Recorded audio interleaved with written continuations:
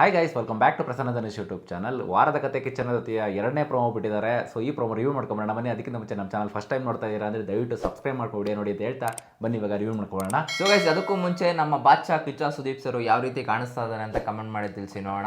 So guys, ಈ ಪ್ರೋಮೋದಲ್ಲಿ clear cut ಆಗಿ ಗೊತ್ತಾಗ್ತದೆ, ಒಂದು ಚೈತ್ರಾ ಕುಂದಾಪುರ ಅವ್ರಿಗೆ ಹಾಗೂ ರಜತ್ ಅವ್ರಿಗೆ ಹಾಗೂ ಹನುಮಂತ್ ಅವ್ರಿಗೆ ಈ ಮೂರು ಜನಕ್ಕೂ ಕ್ಲಾಸ್ ತಗೊಳ್ಳುವಂತ ಆಸ್ತಿ ಇದೆ. ಮೇನ್ ರೀಸನ್ ಉಸ್ತುವಾರಿನೇ ಇಲ್ಲೆಲ್ಲ ಎದ್ದು ಕಾಣಿಸ್ತಾರೋ ಅಂತ ಹೇಳ್ಬೋದು ಇಲ್ಲಿ. ಎಸ್, ಸೊ ಮೊದಲನೇದಾಗಿ ಅಂದ್ರೆ ಉಸ್ತುವಾರಿ ಮಾಡ್ತಾ ಮಾಡ್ತಾ ಎಲ್ಲೋ ಒಂದ್ ಕಡೆ ಅವರ ಆಟದ ಉಸ್ತುವಾರಿನೇ ಮರ್ತೋಗ್ಬಿಟ್ರೇನೋ.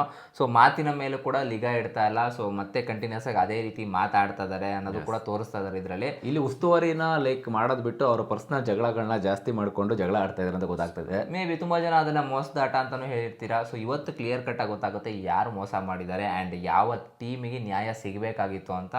ಸೊ ಇವತ್ತು ನಮ್ಮ ಕಿಚ್ಚ ಸುದೀಪ್ ಸರ್ ಬಂದು ನೀಟಾಗಿ ಯಾರಿಗೆ ಕ್ಲಾಸ್ ತಗೊಂಡು ಯಾರಿಗೆ ನ್ಯಾಯ ಕೊಡಿಸ್ಬೇಕು ಅದನ್ನು ಕೊಡಿಸ್ತಾರೆ. ಸೊ ಗೈಸ್, ನಿಮ್ಗೇನು ಅನ್ಸುತ್ತೆ, ಯಾರಿಗೆ ಇವತ್ತು ಜಾಸ್ತಿ ಕ್ಲಾಸ್ ತಗೊಳ್ಬಹುದು ಅಂತ ಅನ್ಸುತ್ತೆ ಕಮೆಂಟ್ ಮಾಡಿ ತಿಳಿಸಿ ನೋಡೋಣ. ನನ್ನ ಪ್ರಕಾರ ಚೈತ್ರಾ ಕುಂದಾಪುರ ಅವರಪ್ಪ. ಸೊ ನೋಡೋಣ, ಯಾರಿಗೆ ಗೊತ್ತು, ರಜತವ್ರಿಗೂ ಸಿಗ್ಬೋದು, ಹನುಮಂತಾಗೂ ಸಿಗ್ಬೋದು.